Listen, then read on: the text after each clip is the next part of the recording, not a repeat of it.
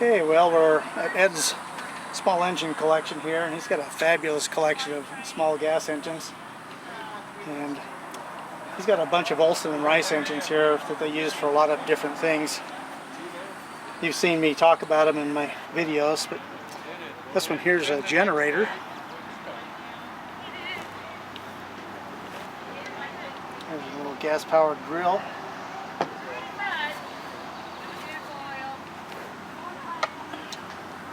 This is one of my favorites. It's a handsaw.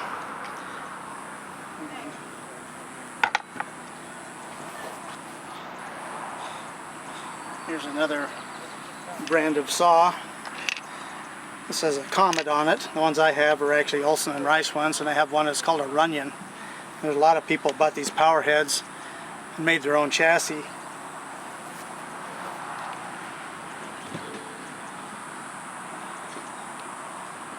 Here's another drill.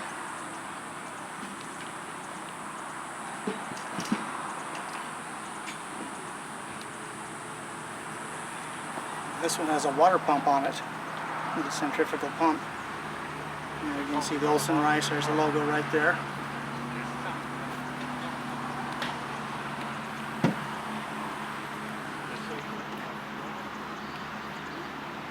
Here's a small winch. It's got a gear reduction. You wrap a rope or something around it to pull things. It's a real interesting, rare piece.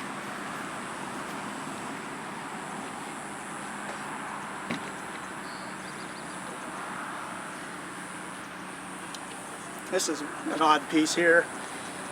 That's it runs by compressed air chainsaw.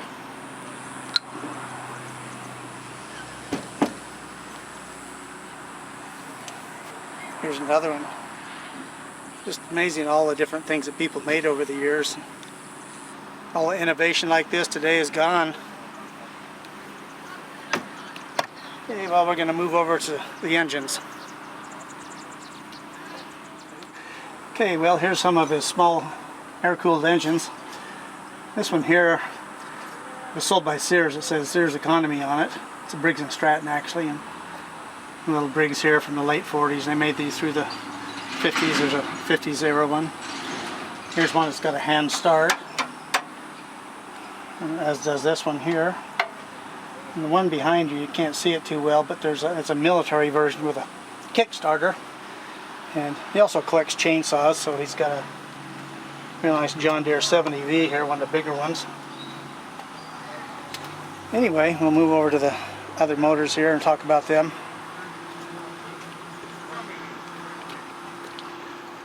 Well, we'll start off here. This is the one I was talking about, a military engine, the foot starter on it. It's built by Briggs. It looks like it's a Model N.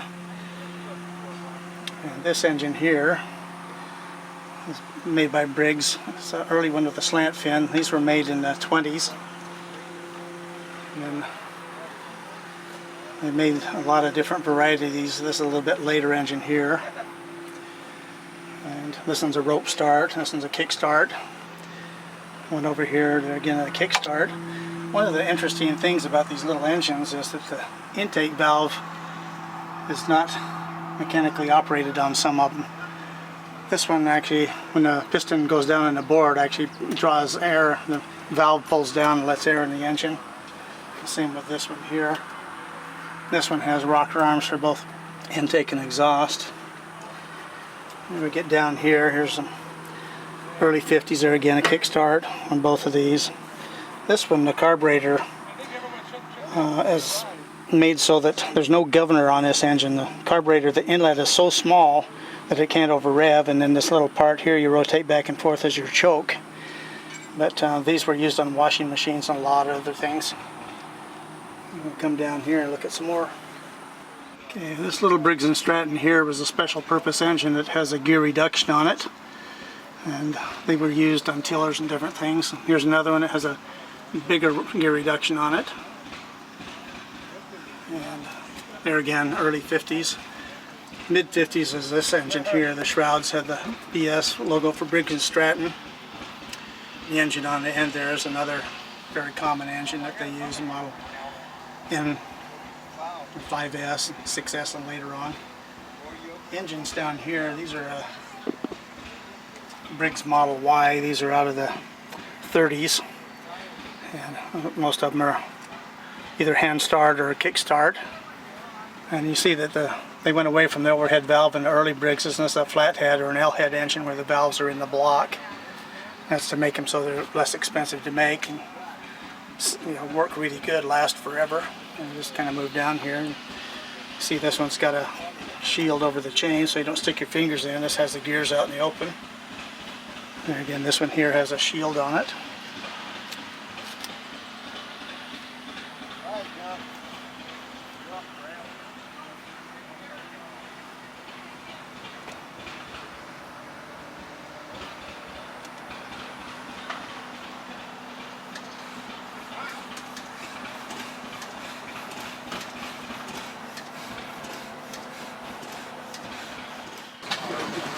Well, here we have a real interesting Briggs.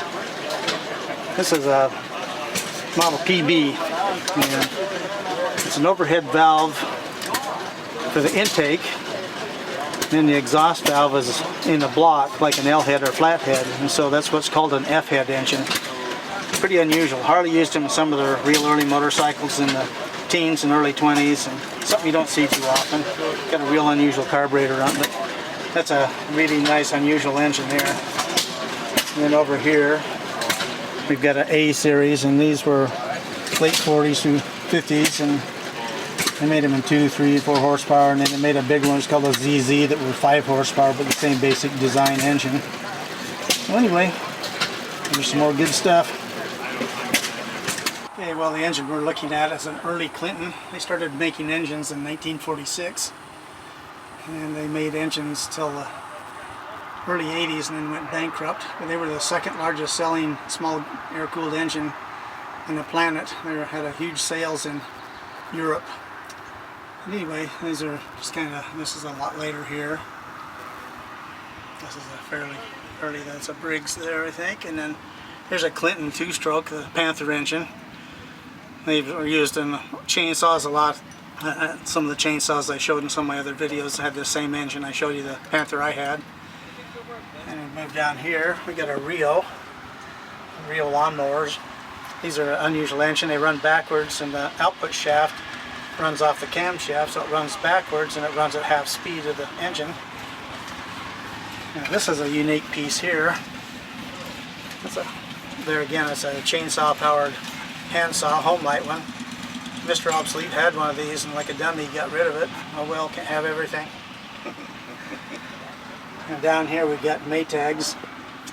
These are the earlier single cylinder models. And they were the king of the washing machine market. I've got some Johnson Iron Horse engines that I showed in my video on my Lawn Boy, but they never achieved anywhere near the market share these engines did. This engine here, this is a Lauson. That was made by the John Lauson Company, which eventually became Tecumseh. Tecumseh Products bought them, and they bought Power Products 2-cycle engines and merged it into the Tecumseh Engine Company.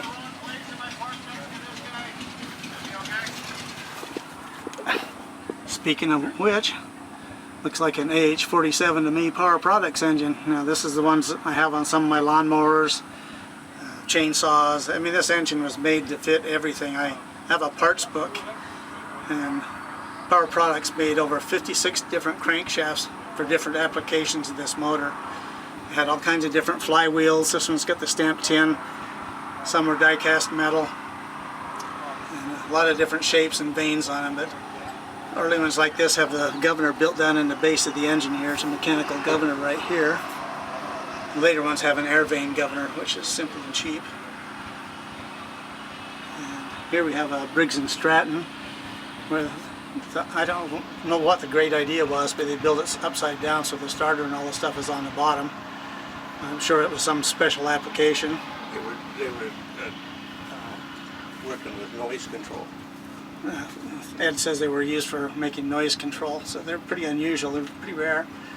Here's a display engine so that you can see the camshaft and the cam gear inside the engine, and you can see the dipper for the connecting rod to dip to the oil. And then we got a typical Briggs. I mean, These things sold by the bazillions. They were 2-3 horsepower, up 5 horsepower. They used on rotary mowers. Everybody used this engine because it was inexpensive and it was really good. When I was a kid, we bought a brand new rotary mower from Montgomery Ward's. Had a 3-horse Briggs like this on it. It lasted for 36 years before the deck rotted out and the motor still ran good. Try to get that out of your new lawnmower. You're lucky if you get 2 years out of it before it goes to the scrap heap. So now we're gonna come down here. Here's a Johnson Iron Horse. This was Johnson Outboard Motor Company's take on trying to make a washing machine engine, and I've showed you one in my video before, but they weren't very successful, but it gave the early outlines that they came back with that in the late 40s when they decided to make the Iron Horse engine for the Lawn Boy lawnmowers and others, two-stroke engines, which I've talked about. We have a later 4-stroke Johnson Iron Horse down here too. Those were made in the 30s. They were a big seller in Canada, but not so much in the US. It's kind of an unusual thing, but the thing that's neat about these engines, virtually every part of these were made in-house. The carburetors were made by Johnson and all the engine components. So the problem was that they were expensive, and so they couldn't compete with the Maytags, because the Maytags, they made so many of them, they were cheap. And then we come over here. This is a military engine here. Looks like a Lauson. It's a generator engine. Yeah, Lauson generator engine. There's another little Lauson. I think maybe, is this an RSH? Yeah. And here's another one here. And then as we move down here, we've got another Johnson Iron Horse. And interesting thing, they have a spring that tightens down to spin these over on the shaft. It's kind of a weird setup.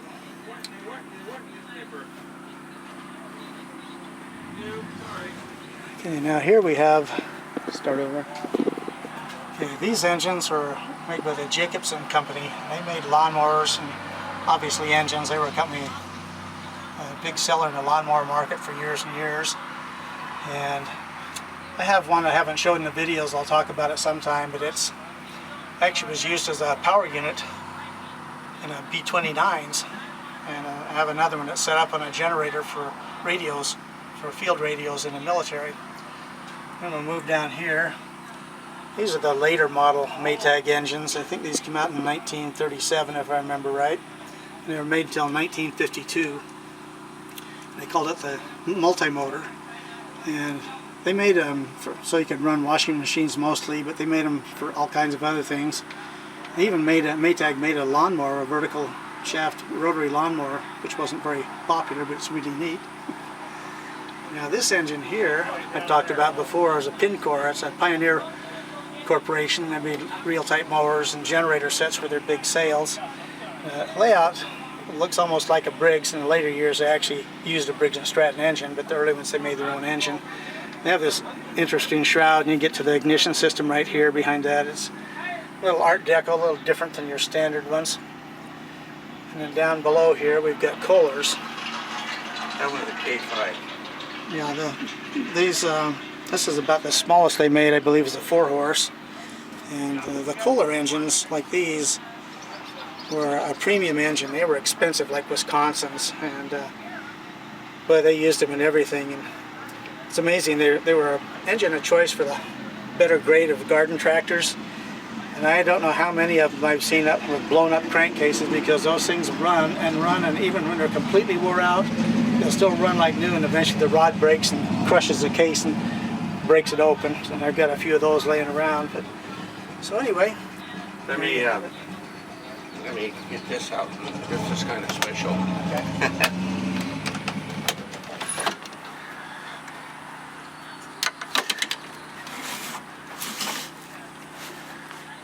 It's a Homelight 115. And Well, here's a really rare piece. A little Homelight generator set for the military. And has a spark arrestor exhaust on it. It has a small generator there. Again, it's probably used for radios and field service work. It also has a shielded spark plug so that You don't have any RF frequencies disturbing the radio. This suppresses all of that. That's an interesting and neat little piece. Pretty rare.